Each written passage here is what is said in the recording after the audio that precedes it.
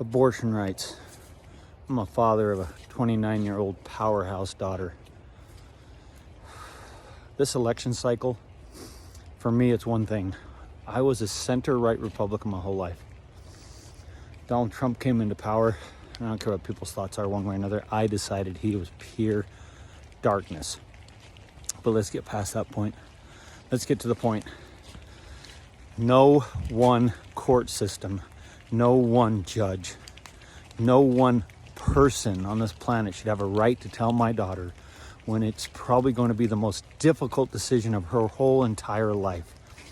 Her whole entire life to possibly terminate a pregnancy. It must be something that rattles her from the inside. She is a beautiful, spirited young person who is compassionate and decent.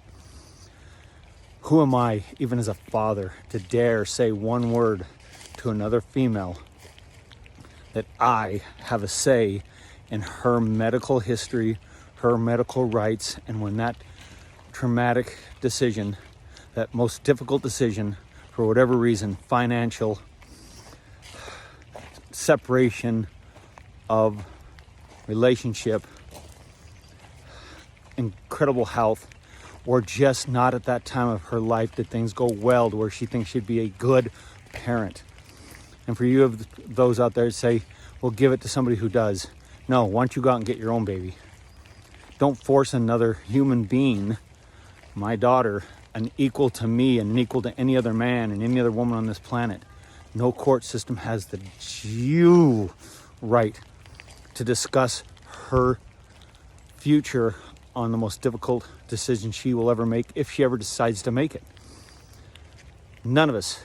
How do we stand here in a country and claim we are a land of the free and a land of equality, and then we take from women what they've had for 50 years, which they should have had from the beginning of time, which is true autonomy.